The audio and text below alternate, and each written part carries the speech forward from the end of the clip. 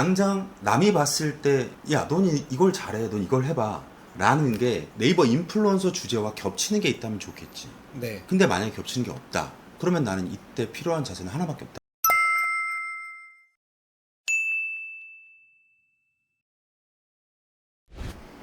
안녕하세요. 불티나게 전업블로거 세수함의 이방원입니다.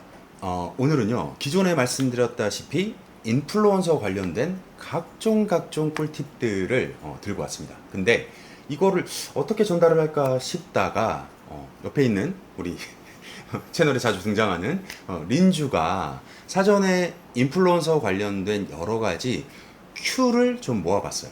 실제로 지식인, 카페, 그리고 제 유튜브, 그리고 다른 분들의 유튜브나 카페 이런 여러 가지 채널들을 좀 뒤져서 실제로 인플루언서 관련된 어떠한 질문들을 가지고 계신지 이런 것들을 좀 모아 봤습니다. 그래서 영상은 총 3편으로 구성이 될 것 같고요.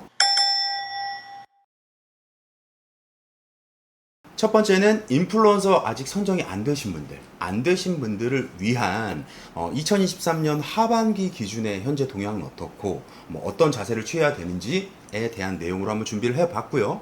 두 번째는 실제로 인플루언서 선정이 되신 분들 축하드리고요. 선정이 되신 분들을 위한 각종 꿀팁을 좀 전달을 드릴 예정입니다. 근데 이제 인플루언서 선정이 되신 분들을 위한 영상은 지금 제가 질문 사항들을 보니까 2편으로 좀 나눠서 전달을 드려야 될 것 같아요. 그래서 결과적으로 3편으로 인플루언서 관련된 영상을 쭉 전달을 드리겠습니다. 이거 다 챙겨 보시려면 좋아요, 구독, 알림 설정까지 꼭 해주셔야겠죠. 그러면은 바로 지체 없이 시작하도록 하겠습니다. 첫 번째 질문 어떤 게 있나요? 검색량이 적은 주제의 인플루언서 선정 방향성에 대한 질문인데요. 방문자를 포기해야 되나요? 검색량이 적은 인플루언서 주제다. 네.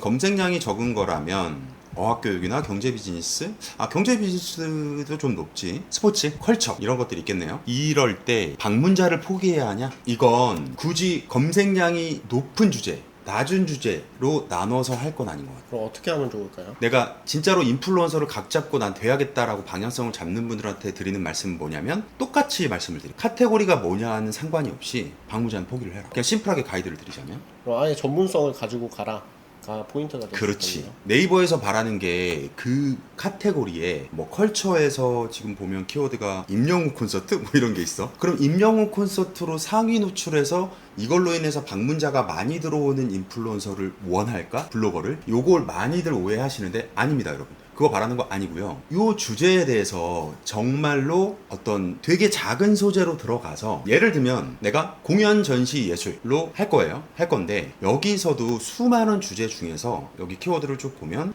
예를 들면 서울 전시 추천이라는 게 있어요. 그러면 나는 서울 전시와 관련된 포스팅만 계속 올리는 거야. 그냥 그것만 파는 거지. 근데 그러다 보면 이걸 제가 지난 영상에서 마이크로 컨셉이라고 얘기를 드렸죠. 이 마이크로 컨셉이 인플루언서 선정에 진짜 엄청난 영향을 미치는데, 중요한 거는 소재를 찾기가 힘들단 말이야. 네. 근데 소재를 찾기 힘든 이유 중에 또 하나 뭐냐면, 소재를 찾을 때 자꾸 키워드랑 접목을 하려고 하기 때문이다. 키워드 검색량을 자꾸 파고 들어가고 있고, 키워드를 아예 신경 쓰지 않고 정말 양질의 글을 쓰겠다. 여러분 아마 브런치라는, 먹는 브런치 말고요, 브런치라는 글을 쓰는 작가들이 모여있는 사이트를 알고 계실 거예요. 너 알고 있니? 네, 알고 있습니다. 내가 그 브런치 작가가 된 것처럼 하나의 주제에 대해서 글을 쓰는 거야. 요런 분들이 인플루언서 선정이 된다. 즉 그러다 보면 방문자 수는 포기하게 되겠지. 네. 그런데 그렇게 좋은 글을 쓰잖아? 그러면 네이버가 자꾸 메인이든 여러 가지로 노출을 시켜주기 때문에 방문자를 포기하는 개념까지는 아니다. 조금 기다려라 그런 말씀이신 거죠? 기장 풀고 네. 기다린다는 개념보다는 키워드를 자꾸 상위 노출시켜서 키워드의 검색량을 신경 쓰고 요런 패턴을 완전히 바꿔야 된다. 요런 거는 인플루언서 선정 이후에도 늦지 않다. 네. 그렇게 정리를 하고요. 다음 질문은 인플루언서 주제 정하기가 어려워요 질문입니다. 그 밑에 질문도 보면 인플 주제 정하기, 제가 뭘 잘하는지 모르겠어요 라는 건데 사실 굉장히 어려운 질문이지. 네.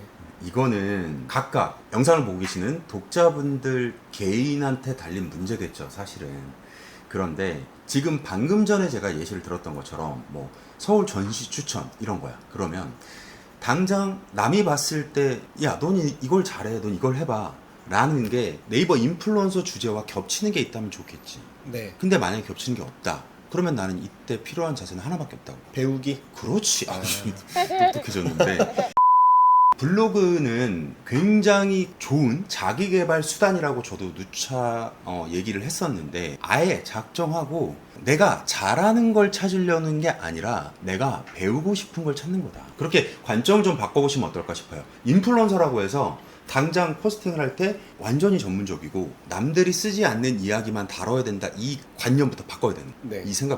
이 생각부터 깨 부수고, 나도 여러분과 똑같이 어떤 하나의 주제에 대해서 배워나가는 입장이다. 배워나가는 그걸 마치 일기처럼 하나의 그때그때의 과정을 포스팅으로 담아내는 거, 저는 이것도 굉장히 좋다. 진짜 인플루언서가 되는 길인 거네요. 그렇지, 맞아. 내가 인플루언서가 되는 과정을 포스팅으로 그려낸다.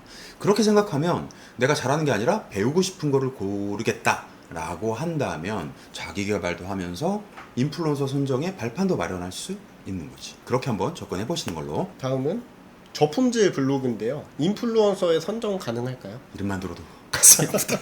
저품질. 깔끔하게 말씀드릴게요. 내가 저품질이야. 근데 인플루언서에 선정이 될 수 있냐? 될 수 있습니다. 하등에 관련이 없다. 그러니까 이렇게 생각하면 쉬워. 우리가 쉽게 얘기하는 네이버의 뭐 검색 알고리즘이 있을 거 아니야. 네. 검색 알고리즘이 키워드 챌린지, 즉 인플루언서 쪽에도 있을 것이고, 우리가 기존에 그 블로그라고 하는 틀에도 있을 거란 말이야. 네. 이거와 이렇게 생각하면 심플해. 얘네를 관리하는 팀이 다르다. 아, 우리가 봤을 땐 다 네이버지만 그러네. 왜 그런 생각을 한 번도 못 해본 것 같아요. 팀이 아예 다른 거야. 네. 그렇기 때문에 이쪽에서 뷰 검색에서 내가 저품질이야. 그걸 인플루언서 검색팀에서 얘네가 업무 협조를 해가지고, 야, 린주는 저품질이야, 이거 인플 선정시키지 마. 말도 안 되는 얘기겠죠. 전혀 상관이 없고요. 저품질 블로그에서 인플된 사례 굉장히 많습니다. 그럼 반대로 인플루언서 선정되면 저품질 블로그에서 탈출할 수 있을까요?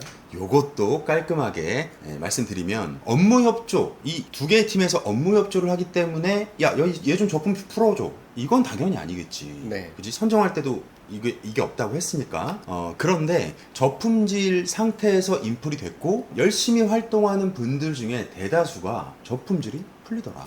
오, 자, 이건 왜 그러냐면, 내가 저품질이지만 인플이 선정이 됐어. 그러면 키워드 챌린지라고 하는 막강한 도구가 생긴 거잖아. 네. 노출을 시킬 수 있는. 되게 열심히 할 거 아니야? 네. 열심히 하는 분들이 포스팅이 계속 올라오지. 네. 그 포스팅으로 인해서 풀리더라. 그럼 외부 유입을 끌어오는 거랑 같은 효과인 거겠네요. 그런 같다기보다는 지속성을 만들어주는 거지. 네. 저품질에 걸리면 대부분 어때? 하다가 포기하잖아. 네. 뭐 제일 큰 이유가 뭐겠어?